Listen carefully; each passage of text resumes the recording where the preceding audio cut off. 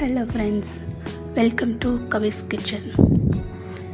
இன்றைக்கி நம்ம சிகப்பு பீன்ஸும் கத்திரிக்காயும் போட்டு ஒரு நல்ல டேஸ்டியான புளிக்குழம்பு தாங்க வைக்க போகிறோம். வாங்க எப்படி செய்கிறதுன்னு பார்க்கலாம். ஃபஸ்ட்டு அதுக்கு ஒரு நல்ல பெரிய கடாயை ஒன்று எடுத்து வச்சுக்கோங்க. ஸ்டவ் ஆன் பண்ணிக்கலாம். பண்ணிவிட்டு கொஞ்சமாக அதில் எண்ணெய் விட்டு கடுகு, கொஞ்சமாக வெந்தயம், அடுத்தது கொஞ்சமாக கருவேப்பிலை, இதை நல்லா சேர்த்துக்கலாம். கடுகு பொரியட்டும். கடுகு பொரிஞ்சதும் இப்போ கருவேப்பிலை சேர்த்துக்கலாம். கருவேப்பிலை பொரிஞ்சு வந்ததும் 10 பல் பூண்டு,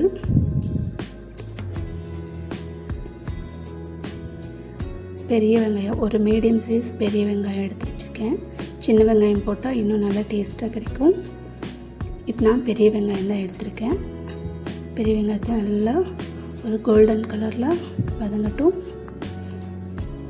இப்போது ஒரு மீடியம் சைஸ் தக்காளி, அதையும் சின்ன சின்னதாக கட் பண்ணி எடுத்து வச்சுருக்கேன்.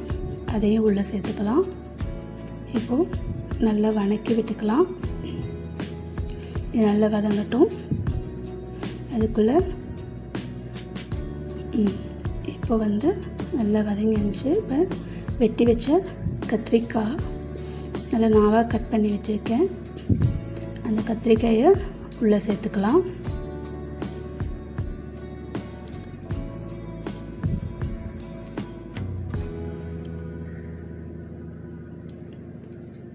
கத்திரிக்காயை உள்ளே சேர்த்ததும் இதை நல்லா ஃப்ரை பண்ணி விட்டுட்டு, ஏற்கனவே சிகப்பு பீன்ஸு 6-7 விசில் விட்டு வேக வச்சு எடுத்து வச்சுருக்கேன். இப்போ இதில் கொஞ்சமாக மிளகாத்தூள், மல்லித்தூள், ஒரு பிஞ்ச் மஞ்சள்தூள், இது எல்லாத்தையும் உள்ளே சேர்த்துக்கலாம். நான் எந்த குழம்பு மசாலா எதுவும் ஆட் பண்ணலைங்க. வெறும் மிளகாத்தூள், மல்லித்தூள் மட்டும்தான் ஆட் பண்ணியிருக்கேன். இதுக்கே குழம்பு நல்ல டேஸ்ட்டு கிடைக்கும். நல்லா வதங்கினதும் இப்போது வேக வச்ச சிகப்பு பீன்ஸ், அதாவது கிட்னி பீன்ஸ்னு சொல்லுவாங்க, அதை இப்போ சேர்த்துக்கலாம். உள்ளே நான் வேக வச்ச தண்ணியோடையே உள்ளே சேர்த்துக்கிறேன். அப்போ தான் அதில் இருக்கிற ஸ்ட்ரென்த்தெல்லாம் நமக்கு அப்படியே கிடைக்கும். தண்ணியை வடிச்சிட்டோம்னா அது சத்தெல்லாம் தண்ணியிலேயே போயிடும். இப்போ இதை ஆட் பண்ணிக்கலாம். இதை நல்லா கிளறி விட்டுட்டு புளி கரைச்சி வச்சுருக்கேன்.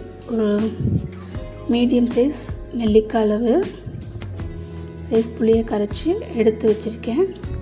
இப்போது அதையும் சேர்த்துக்கலாம் உள்ள.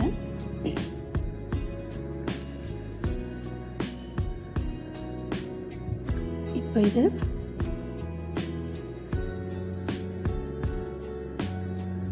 நல்லா கொதிக்கட்டும்.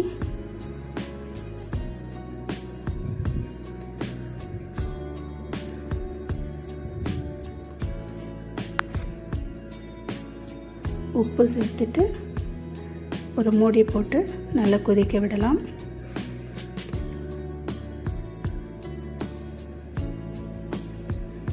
காய் வேகிற வரைக்கும் ஒரு மூடி போட்டு தட்டு மூடி வச்சுக்கலாம்.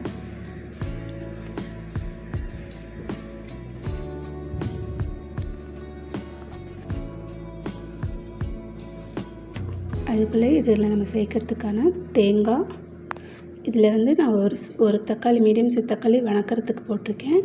ஒரு தக்காளி தேங்காவோட அரைச்சிக்கிறேன். தேங்காய், கொஞ்சமாக சோம்பு, தேங்காயில் 2 பல் பூண்டு, ஒரு தக்காளி, இதை நல்லா பேஸ்ட்டு மாதிரி அரைச்சி எடுத்து வச்சுக்கேன். இப்போது அதையும் நம்ம உள்ளே சேர்த்துக்கலாம்.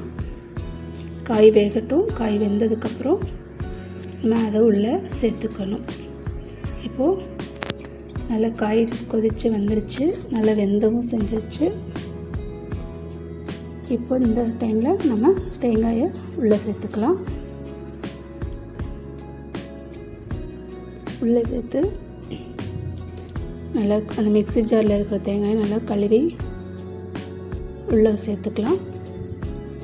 நல்லா ஒரு கொதித்து வந்ததும் தேங்காயோட பச்சை வாசம் போகிற அளவுக்கு நல்லா கொதிக்கட்டும். கொதிச்சு இருக்கிறதுமே நல்லா டேஸ்டியான சிகப்பு பீன்ஸும் கத்திரிக்காயும் போட்டு புளிக்குழம்பு தயார். இது நீங்கள் சாதத்துக்கு பிசைஞ்சு சாப்பிடும்போது அவ்வளோ ஒரு டேஸ்ட்டாக இருக்கும். நீங்களும் ட்ரை பண்ணி பாருங்கள். நல்லா சாப்பிடுவோம், நல்லதையே சாப்பிடுவோம், நலமோடு இருப்போம். ஓகே ஃப்ரெண்ட்ஸ், பாய்.